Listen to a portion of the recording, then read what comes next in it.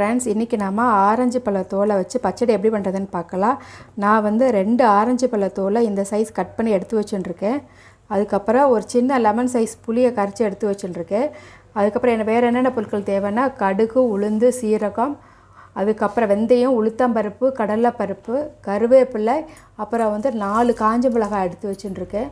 கொஞ்சமாக மஞ்சள் தூள், உப்பு, அதுக்கப்புறம் வந்து வெல்லம், ஒரு 1.5 டீஸ்பூன் அளவு காரப்பொடி. இதில் வந்து 4 டேபிள் ஸ்பூன் அளவு நல்லெண்ணெய் விட்டுருக்கேன். இதுக்கு நல்லெண்ணெய் தான் நல்லாயிருக்கும். எண்ணெய் சூடாகிடுச்சு. இப்போ கடுகு, உளுந்து, சீரகம், வெந்தயம் எல்லாம் தாளிச்சிக்கலாம்.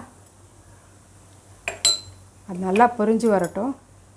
நல்லா பொரிய ஆரம்பிச்சிடுது. கடுகு, சீரகம், வெந்தயம் எல்லாம் பொரிஞ்சிடுது. அதுக்கடுத்து உளுத்தம்பருப்பு, கடலைப்பருப்பு, அப்புறம் கருவேப்பிலை, காஞ்ச மிளகாய் இதை சேர்த்து நல்லா வதக்கிக்கலாம்.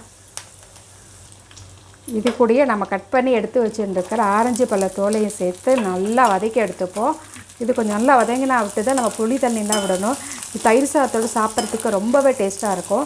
இது நம்ம வந்து இப்போ நம்ம ஆரஞ்சு பழம் அதை வாங்கினோன்னா நம்ம தோலை தூக்கி போட்டுருவோம். அப்படிலாம் போடாமல் இந்த மாதிரி செஞ்சு பார்த்திங்கன்னா ரொம்பவே டேஸ்ட்டாக இருக்கும். உடம்புக்குமே ரொம்பவே நல்லது. இந்த தோல் வந்து நல்லா வெந்து வரட்டும். பார்த்திங்கன்னா தோல் வந்து நல்லா வெந்துடுச்சு. ஓரளவுக்கு வெந்தால் போகிறோம். இது இப்போ வந்து கரைச்சி வச்சுட்டுருக்கிற புளி தண்ணியும் சேர்த்துப்போம். இது வந்து நீங்கள் எந்த ஆரஞ்சு பழமாக இருந்தாலும் பண்ணலாம். நான் வந்து கமலா ஆரஞ்சு பழத்தூளும் சேர்த்து தான் போட்டிருக்கேன். அது கூடயே மஞ்சள் தூள், எடுத்து வச்சுட்டுருக்கிற காரப்பொடி மட்டும் நீங்கள் பார்த்துன்னு சேர்த்துக்கோங்க, உங்களுக்கு காரத்தை வந்த மாதிரி. உப்பு சேர்த்து நல்லா மிக்ஸ் பண்ணி விடலாம். அது எண்ணெய் தெளிஞ்சு வர அளவுக்கு நம்ம கொதிக்க வச்சு எடுக்கணும். நான் வந்து இதில் வந்து ஆர்டினரி ஆரஞ்சு, அதுக்கப்புறம் கமலா ஆரஞ்சு 2ஓட தோலும் போட்டிருக்கேன். அவ்வளோ டேஸ்ட்டாக இருக்குது. நீங்கள் உங்களுக்கு எது கிடைக்குதோ அதை வச்சு பண்ணலாம். ரொம்பவே சிம்பிளாக பண்ணக்கூடியது தான் அது. நல்லா தலைன்னு கொதிச்சுன்னு இருக்குது பாருங்கள். இது கூடயே நம்ம கொஞ்சமாக எடுத்து வச்சுட்டுருக்கிற வெல்லத்தையும் சேர்த்துப்போம். வெல்லம் ஏன் சேர்க்குறோம் அப்படின்னா, இந்த ஆரஞ்சு பழ தோல் வந்து கொஞ்சம் துவர்ப்பு தன்மை உண்டு. அதனால தான் அப்புறம் குழந்தைங்கள்லாம் சாப்பிட மாட்டாங்க. அதுக்காக தான் இந்த வெல்லம் சேர்க்கறது. வெல்லம் சேர்க்கறச்சவே அதோடய டேஸ்ட் ரொம்பவே நல்லாயிருக்கும். சுருக்கமாக சொல்ல போனால் இது எல்லா விதமான சுவையும் இருக்கும்.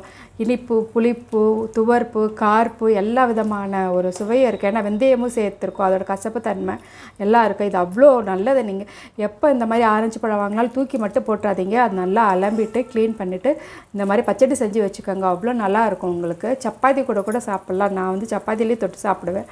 அவ்வளோ டேஸ்ட்டாக இருக்கும். இது நல்லா கொதித்து வரட்டும். நான் 2 ஆரஞ்சு பழ தோல் தான் சேர்த்தேன். அதுக்கே இவ்வளோ வந்திருக்கு பாருங்க. பார்த்திங்கன்னா நல்லா அப்படியே தலைன்னு கொதித்து வருது பாருங்கள். எண்ணெயெல்லாம் பிரிய ஆரம்பிச்சிடுது.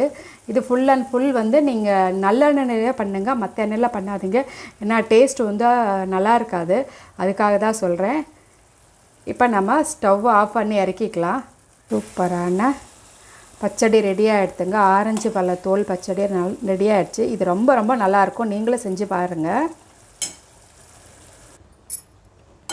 நல்லா எண்ணெயெல்லாம் மிதக்க ஆரஞ்சு பழ தோல் பச்சடி ரெடிங்க. உங்களுக்கு இந்த வீடியோ பிடிச்சிருந்தா மறக்காமல் லைக் பண்ணுங்கள், ஷேர் பண்ணுங்கள், சப்ஸ்கிரைப் பண்ணுங்கள். நம்ம இன்ஸ்டா அக்கௌண்ட் அண்ட் ஃபேஸ்புக் அக்கௌண்ட்டை ஃபாலோ பண்ணுங்கள். நம்ம குடிலோடு இணைந்திருங்கள்.